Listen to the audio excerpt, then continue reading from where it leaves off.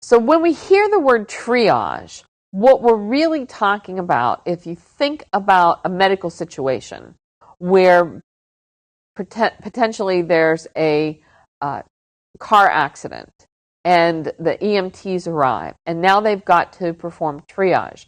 They have to look at all the different accident victims and decide which ones are life critical, which ones need immediate assistance, cannot wait, and which ones have less trauma and maybe no life-threatening complications and can wait till they get to the hospital to have to have their problems addressed.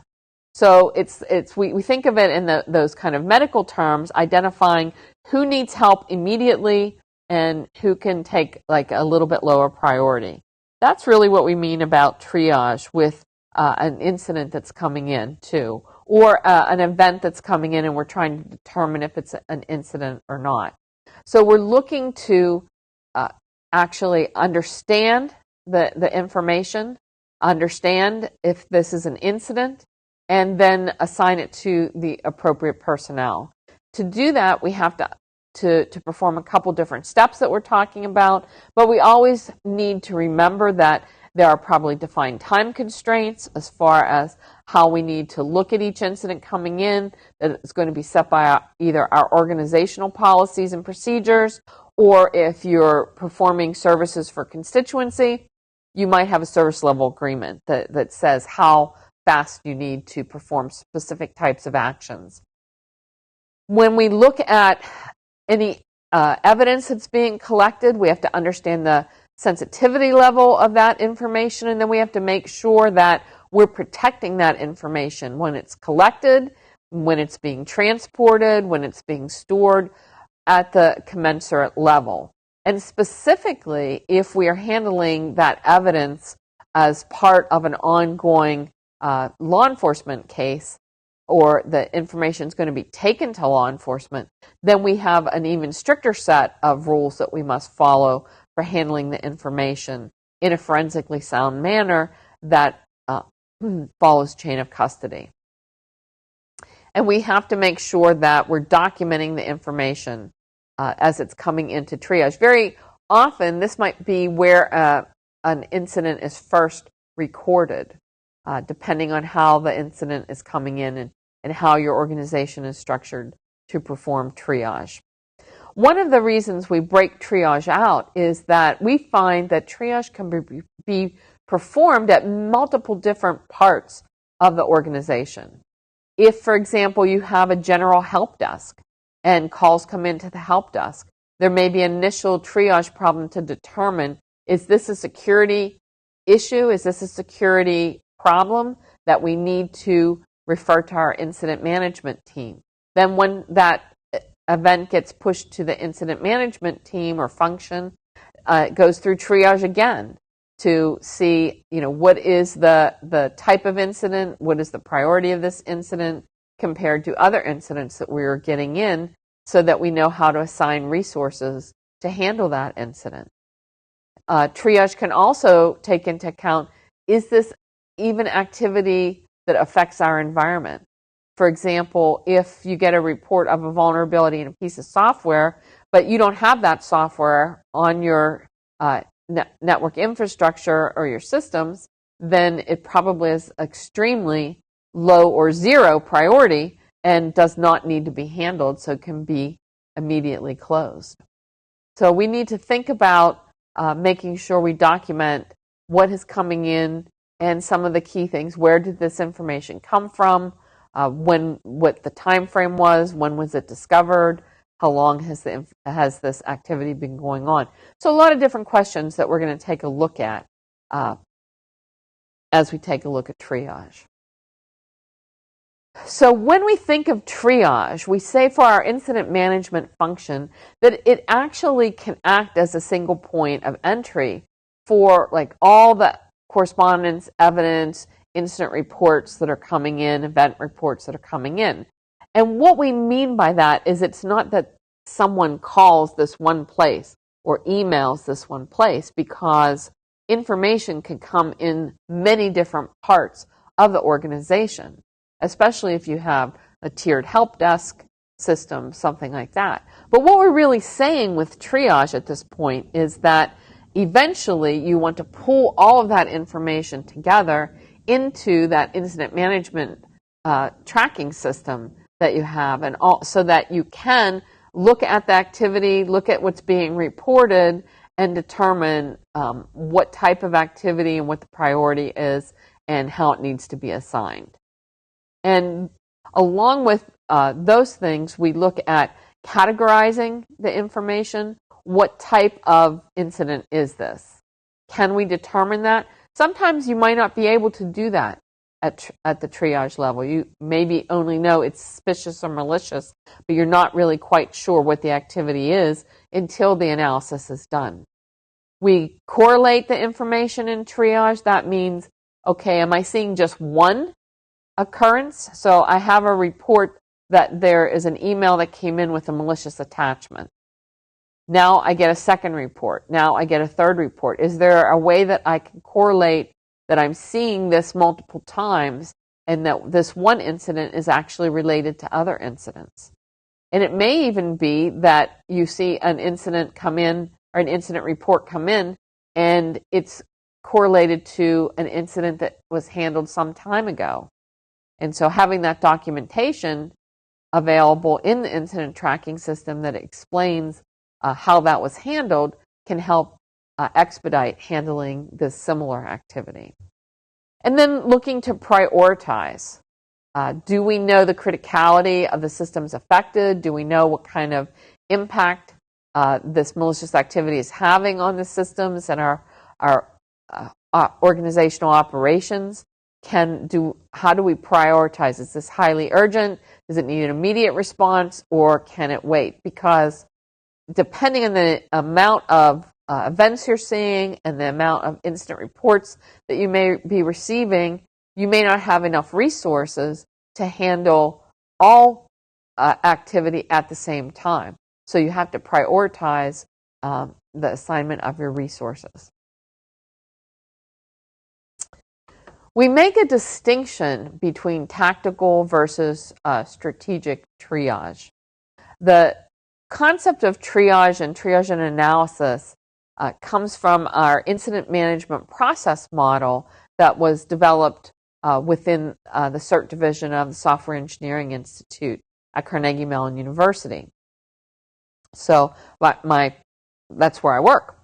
So as far as that process model, when we developed the process model, which was based on taking a look at all the different types of activities and tasks that needed to be performed to actually do incident handling and the broader incident management, we put that out for review to the security community, members of the first form of incident response and security teams, and others in the incident management arena.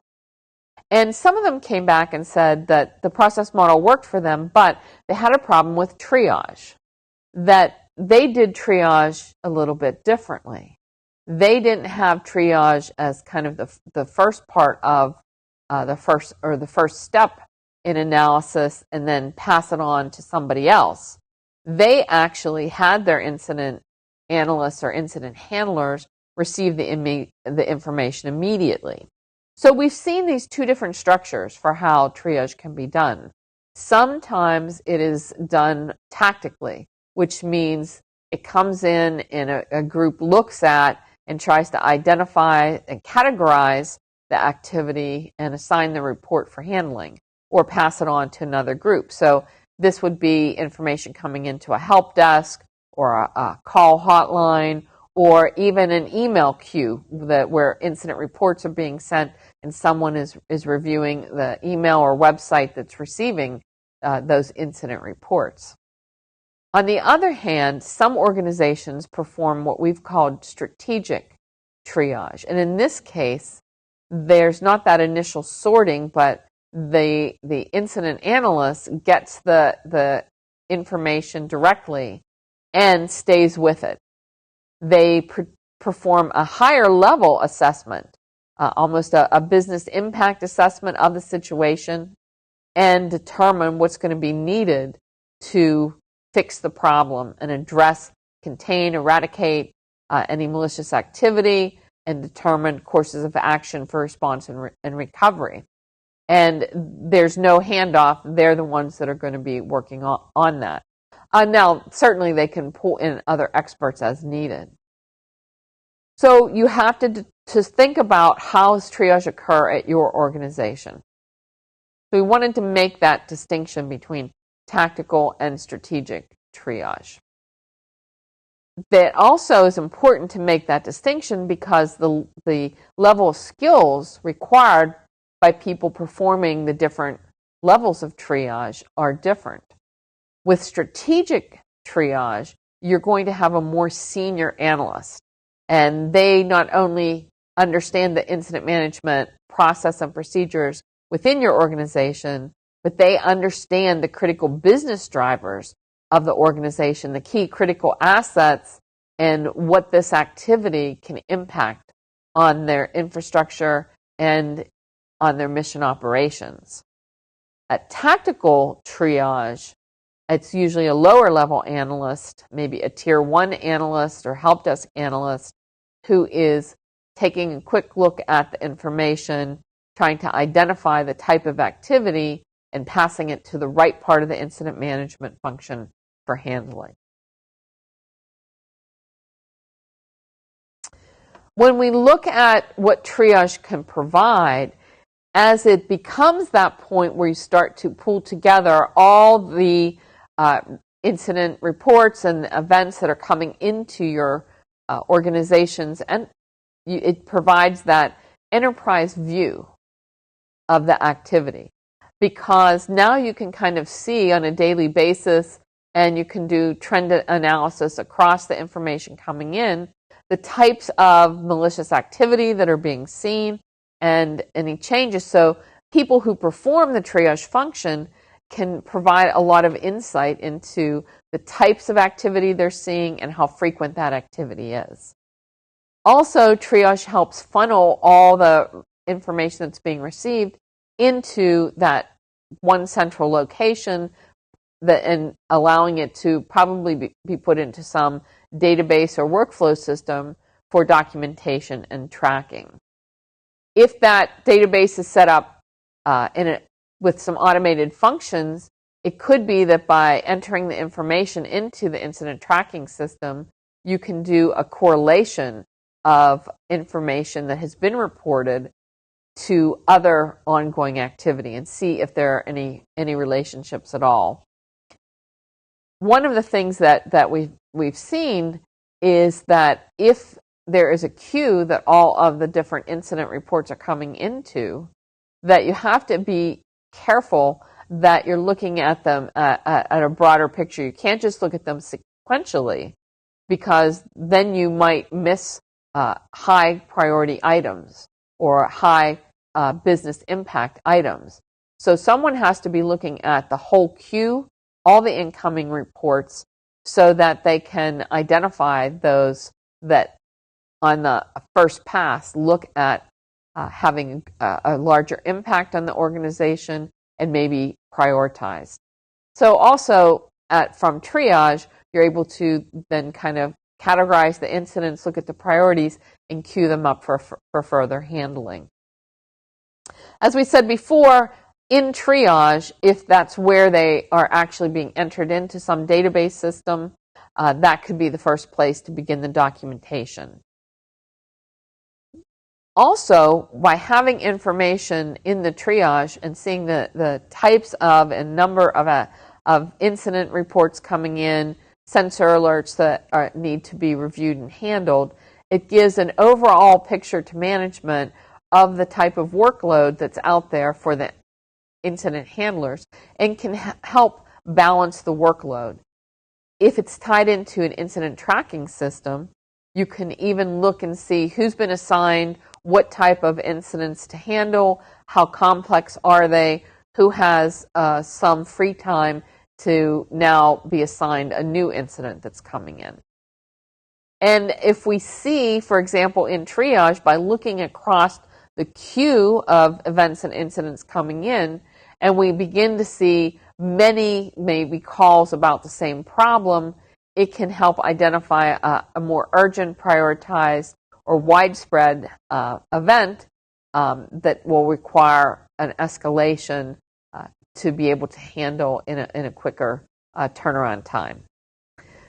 Triage also is great training ground for new staff, because as it is that point of information coming into the incident management function, if your structure, if your organization is set up that way, it can give that staff member insight into all the different type of activity your incident management team and function has to handle and the problems resulting from that. Within the CERT division, at one time we used to use triage to train new staff. So some of the new incident handlers might start off by doing triage to kind of familiarize them with the type of activity and the type of services that we provide. Also out of triage, can begin to think about what are my preliminary response steps. Based on what you learn, based on what comes out of triage, there may be specific actions that can be recommended or training. So or taken. So, for example, when we talk about preliminary analysis, this can be answering certain questions. Is this an incident or not? Has it met the criteria we've established for an event that we're reviewing to say, yes, this hits our threshold, this is an incident, it needs to be assigned? What category does this activity fall into? So that's kind of a preliminary analysis. Is it correlated with any other activity? Have we seen this before, or are we seeing it in a broader scope within our organization or outside of our organization? And then what type of urgency impact is going to result in what type of priority? And very often, a certain priority may be assigned to a certain category of activity. If you are an organization that has e-commerce as your mission and your main e-commerce server is down, well, categorizing that activity is disrupted, a disruption in service is going to have a high priority on it. So sometimes categorization and prioritization can occur at the same time. The same with correlation. If you are seeing multiple instances of the same type of activity correlating together to a wider spread incident, that may mean that higher prioritization of that activity. There may be other things that have to be done, preliminary activities, as part of what triage, as a result of your triage outputs. So not only preliminary analysis actions, but preliminary response actions too, such as notification to specific stakeholders, maybe senior or executive management, or maybe particular lines of business about the activity that's being seen. And this may not be to fix the problem. This is just to let them know that you've got reports of these problems and that this is something that's being handled. One of the things we always said, especially with your notification to management, is if this is something affecting the organization, you don't want management to be surprised. You don't want someone to come to management through a different channel and say, hey, I heard that we are having a denial of service attack or distributed denial of service attack on part of our infrastructure. What's going on? And management say, I didn't even know about this. So who needs to be notified? So some of those preliminary response actions can tie into any communications plan that you have with your incident management plan.